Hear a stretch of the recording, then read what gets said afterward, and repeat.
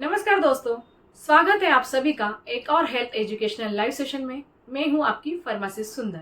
आज हम बात करेंगे एक ऐसी कमी के बारे में जो चुपचाप आपके शरीर को खोखला बना रही है। Yes, vitamin D deficiency. हड्डियों में दर्द होना, थकान, बाल झड़ना, इम्यूनिटी कमजोर, सब जुड़ते हैं एक इस चीज में। तो चलिए शुरू करते हैं, बिना देर किए जानेंगे इस विटामिन की पूरी कहानी। चलिए जानते हैं विटामिन डी क्या है। विटामिन डी एक फैट सोल्यूबल विटामिन है। इसे सनशाइन विटामिन भी कहा जाता है। शरीर के इसे सूरज की रोशनी से खुद बनता है, यानी कि यूवीबी रेस से। इसके दो मुख्य रूप हैं। सबसे पहला है D2 यानी कि अर्गोकैल्सिफेरॉल, यानी कि पौधे और प्लांट से मिलता है। और दूसरा है D3 यानी कि कोलेकैल्सिफेरॉल, नॉर्मली सूर्य से और एनिमल सोर्स से मिलता है। यह विटामिन हड्डियां, मांसपेशियां, ह्यूमन सिस्टम के लिए जरूरी है। चलिए जानते हैं विटामिन डी शरीर में क्या करता है। सबसे पहला है कैल्शियम और फास्फोरस को शरीर में अवशोषित करने में मदद करता है, यानी कि एब्जॉर्प्शन में मदद करता है। हड्डियों को मजबूत बनाता है, मांसपेशियों को ताकत देता है, इम्यून सिस्टम को एक्टिव रखता है, हार्मोन्स बैलेंस और मूड में भी भूमिका निभाता है। चलिए जानते हैं विटामिन डी की कमी के क्या कारण होते हैं। आज की लाइफस्टाइल की वजह से ये कमी बहुत आम हो गई है। सबसे पहला है सूरज की रोशनी से दूरी, यानी कि घर में या ऑफिस में रहना, सनस्क्रीन की जरूरत से ज्यादा इस्तेमाल करना, गहरे रंग की त्वचा यानी कि मेलानिन कम यूवी एब्जॉर्ब करता है। बुजुर्गों में त्वचा विटामिन डी कम बनाती है। दूसरा है किडनी या लीवर की बीमारी, मोटापा यानी कि ओबेसिटी, विटामिन डी फैट में ट्रैप हो जाता है। स्तनपान कराती महिलाएं और शिशु, खराब डाइट यानी कि कम दूध, मछली और अंडा आदि का इस्तेमाल न करना। चलिए जानते हैं विटामिन डी की कमी के लक्षण क्या होते हैं। बहुत बार लोग इसे नजरअंदाज कर देते हैं क्योंकि लक्षण धीरे धीरे आते हैं। सबसे पहला है हड्डियों और जोड़ों में दर्द होना, पीठ दर्द, टांगों में कमजोरी, लगातार थकान और सुस्ती, बाल झड़ना, बार बार सर्दी जुकाम होना, डिप्रेशन जैसा मूड, मांसपेशियों में ऐंठन, बच्चों में रिकेट्स यानी कि हड्डियां टेढ़ी मेढ़ी होना, बड़ों में ऑस्टियोमेलासिया यानी कि ऑस्टियोपोरोसिस होना। चलिए जानते हैं किन लोगों को ज्यादा होती है विटामिन डी की कमी। सबसे पहला है 50+ उम्र के लोग, घर में रहने वाली महिलाएं, बुजुर्ग और बिस्तर पर पड़े मरीज, मोटे व्यक्ति, डार्क स्किन वाले, जो लोग किडनी और लीवर के मरीज हैं, ब्रेस्ट फीडिंग महिलाएं और शिशु। चलिए जानते हैं विटामिन डी की जांच कैसे होती है। सबसे पहले विटामिन डी की कमी की जानने के लिए एक सिंपल ब्लड टेस्ट होता है, जैसे कि 25 OHD level test. Normal range है उसका 30 to 100 नैनोग्राम प्रति मिलीलीटर, और इनसफिशियंसी की बात करें तो नॉर्मली 20 to 29 नैनोग्राम प्रति मिलीलीटर। डेफिशिएंसी की बात करें तो नॉर्मली लेस देन 20 नैनोग्राम प्रति मिलीलीटर, और सीवियर डेफिशिएंसी की बात करें तो लेस देन 10 नैनोग्राम प्रति मिलीलीटर। चलिए जानते हैं विटामिन डी के लिए दवाइयाँ और सप्लीमेंट कौन सी होती है। ध्यान देने वाली बात यह है कि दवाइयाँ डॉक्टर या फार्मासिस्ट की सलाह से लीजिए। तो चलिए जानते हैं OTC सप्लीमेंट्स के बारे में, यानी ओवर द काउंटर मिलने वाली सप्लीमेंट्स। सबसे पहला है vitamin D3 1000 international unit, vitamin D3 2000 international unit. Brands की बात करें तो normally D3 must, D rise, Calcirol, Depura, Uprise D3। Normally ये टैबलेट फॉर्म में भी अवेलेबल है, सिरप फॉर्म में भी अवेलेबल है और पाउडर फॉर्म में भी अवेलेबल है। सीवियर डिफिशियंसी में 60,000 international unit per week for 6 to 8 weeks दिया जाता है, फिर मेंटेनेंस डोज दिया जाता है। और पाउडर सैचेट नॉर्मली हफ्ते में एक बार दिया जाता है दूध में मिलाकर।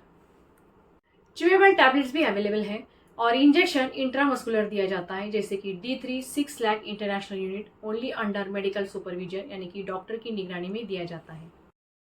चलिए जानते हैं घरेलू उपाय और डाइट के बारे में। नेचुरल सोर्सेज से भी विटामिन डी मिल सकता है। तो सबसे पहले जानते हैं डाइटरी सोर्स के बारे में।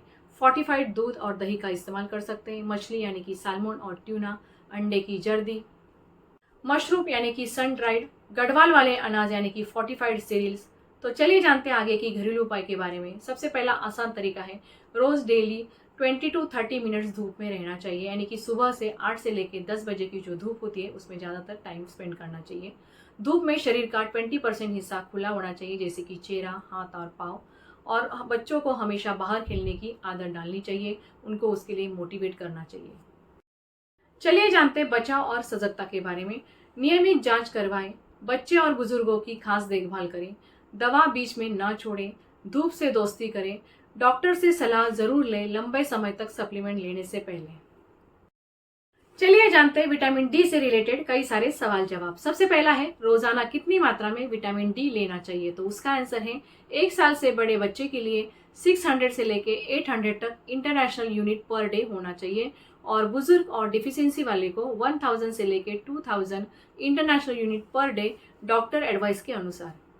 दूसरा सवाल है, क्या 60,000 इंटरनेशनल यूनिट विटामिन डी से कोई नुकसान हो सकता है क्या? तो उसका आंसर है हाँ, जरूरत से ज़्यादा लेने पर हाइपर विटामिनोसिस डी हो सकता है, जिससे उल्टी, कमजोरी, कैल्शियम ज़्यादा होना आदि हो सकता है। यह डोज डॉक्टर की सलाह से लेनी चाहिए। तीसरा सवाल है, विटामिन डी खाने से वजन बढ़ता है क्या? तो उसका आंसर है नहीं, विटामिन डी वजन नहीं बढ़ाता, लेकिन मोटो व्यक्ति के लिए इसकी कमी ज़्यादा होती है क्योंकि यह फैट में स्टोर हो जाता है। चौथा सवाल है, कैल्शियम और विटामिन डी दवा एक साथ ले सकते हैं क्या? तो उसका आंसर है हाँ, दोनों साथ में लेने से कैल्शियम एब्जॉर्प्शन बेहतर होता है।